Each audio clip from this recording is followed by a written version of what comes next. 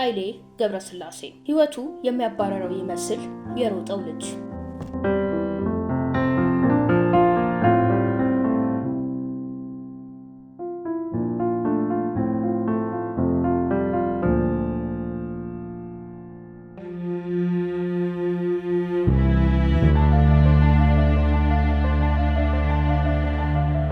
ጸጥታ የሰፈነበት ገጠራማ አካባቢ ነበር እና የኃይሌ ትምህርት ቤት 10 ኪሎ ሜትር ሩቅ ነበር በአንድ መንገድ በየቀኑ። አብዛኞቹ ልጆች ያማርሩ ነበር።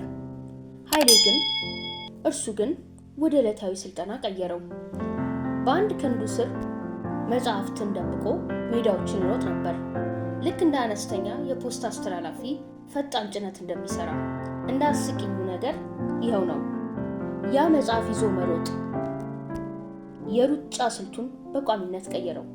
እስከ ዛሬ ድረስ የቀኝ እጁ እንቅስቃሴ ይቀንሳል፣ ምክንያቱም የልጅነት ጊዜው መጽሐፍን ያዝ ልጄ ብሎታል።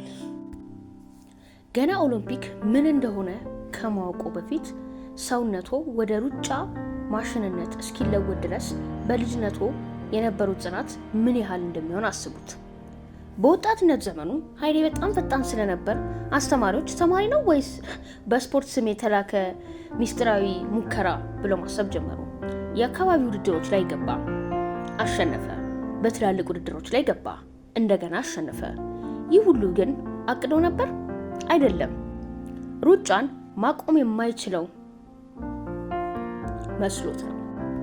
በመጨረሻም ብሔራዊ አሰልጣኞች ልጁን አይተው እንዲህ ያለ ነገር አሉ። ይህ ፈጣን ባዶ እግሩን የሚሮጥ ልጅ ማን ነው? እና የሰለጠኑ አትሌቶቻችንን እንዴት በልጦ ይሮጣል? ወደ ሊቃን አትሌቲክስ እንኳን ደህና መጣ ኃይሌ። ምናልባት በስልጠና ካምፕ ውስጥ ያሉ ልጆች እሱ ከላሞቹ ጋር ነበር የሚሰለጥነው ብለው ያማረሩ ይሆናል። ኃይሌ ዓለም አቀፍ መድረክ ላይ አልደረሰም። ይልቁንም በፍንዳታ ብቅ አለ። በ1992 የዓለም ወጣቶች ሻምፒዮና ድርብ ወርቅ 5000 ሜትር እና 10000 ሜትር በ19 ዓመቱ። አውሮፓውያኑ ግራ ተጋቡ፣ አሜሪካውያን ተጨነቁ፣ ኬንያውያን ሰጉ፣ ኢትዮጵያውያን ግን ነገርናችሁ ኃይሌ የተፈጠረው በተለየ መንገድ ነው አሉ። ከዚያም በ1993 በ1995 በ1997 99 የዓለም ሻምፒዮናዎች መጡ። እሱ ለጌጣጌጥ ይመስል ወርቅ ከወርቅ በኋላ ወርቅ አሸነፈ። በፈገግታ በድፍረትና ሙሉ የልጅነት ጊዜውን ከቤት ስራ ለማምለጥ ሲሞክር የኖረ ሰው በሚመስል የእግር እንቅስቃሴ ይሮጥ ነበር። ሲድኒ 2000 ዓመተ ምህረት ላይ ኃይሌ ከፖርተርጋት ጋር፣ ኢትዮጵያ ከኬንያ ጋር፣ ታሪክ ከታሪክ ጋር። የመጨረሻ ዙር ሁለት አንበሶች አንድን ሚዳቋ የሚያባርሩ ይመስል ነበር። ፖርተርጋት ጨመረ፣ ኃይሌ መልሶ ጨመረ። ቴርጋት እሱን ለመስበር ሞከረ፣ ኃይሌ ግን አይሆንም አለ።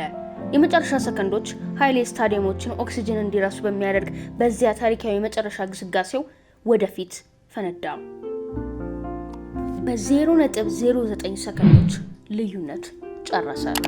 ኦሎምፒክ ወርቅ እንደገና። ተንታኞች አእምሯቸውን ሳቱ፣ ኢትዮጵያውያን አለቀሱ፣ ኬንያውያንም ተነፈሱ። ኃይሌ ግን ልክ ማሞቂያ እንደጨረሰ ሰው እየሮጠ ሄደ። የዓለም ሪከርዶች ሁሉም ኃይሌ ጋር ናቸው። የቤት ውስጥ ኢንዶር ሪከርዶች፣ የውጭ ሪከርዶች 10000፣ 5000፣ ግማሽ ማራቶን ስንት ጠራለ እርሱ ይሰብረዋል። በአንድ ወቅት በ10 ቀናት ውስጥ 5 የዓለም ሪከርዶችን ሰብሯል። መደበኛ ሰዎች መጥፎ ልማዶችን እንኳን በዚህ ፍጥነት መተው አይችሉም። ሚስጥሩ አሰቃቂ ስልጠና፣ ጨካኝነትና እግሮቹ ያውሩልኝ የሚል አይነት ጸጥ ያለ መተማመን ድብልቅልቅ ነበር። እናም እግሮቹ ጮክ ብለው ተናገሩ፣ ሪከርድ ሰብ።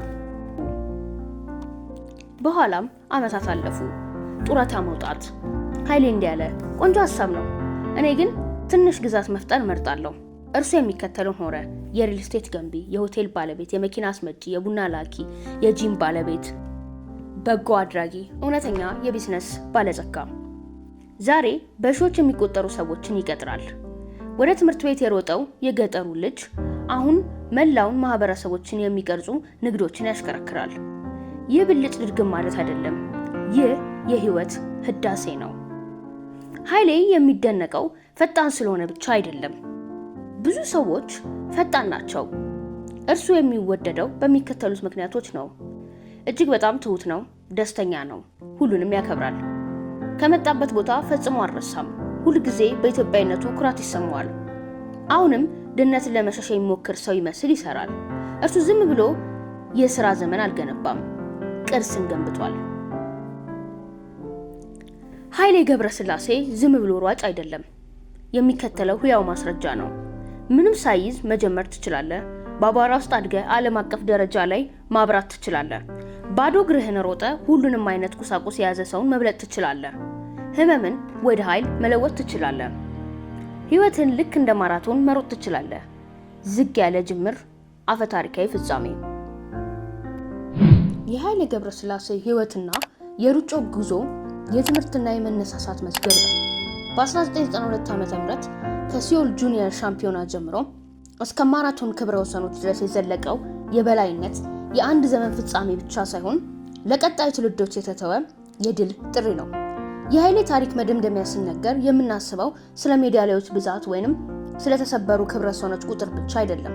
ከሁሉም በላይ የሚታወሰው ጽናትና ፉክክር፣ ከፖል ቴርጋት ጋር ያደረጋቸው አስደናቂ ፍልሚያዎች፣ በተለይ በ1996 እና 2000 የኦሎምፒክ 10000 ሜትር ውድድሮች እስከ ፍጻሜው መስመር ድረስ ያለመተውና ሩጫን በማይክሮ ሰከንዶች የመወሰን ትርጉም ያስተማሩ ናቸው። የሽግግር ብቃት፣ ከትራክ ወደ ማራቶን በተሳካ ሁኔታ በመሸጋገር የነበረው ብቃት፣ በ2008 ዓ.ም በበርሊን ማራቶን ያስመዘገበው 2 ሰዓት ከ3 ደቂቃ ከ59 ሰከንድ የዓለም ክብረ ወሰን የአትሌቲክስ ድንበርን የገፋ አፈጻጸም ሆኖ ለዘላለም ይኖራል። አርአያነት፣ ከሩጫው ባሻገር ኃይሌ የኢትዮጵያ ወጣቶች በንግድ በማህበራዊ አገልግሎትና በዓለም አቀፍ ግንኙነት ስኬታማ መሆን እንደሚችሉ የሚያሳይ ሕያው ማስረጃ ነው። ኃይሌ ገብረስላሴ በይፋ ከውድድር ዓለም መሰናበቱ የሩጫ ምዕራፍ መዘጋቱን ያመለክታል።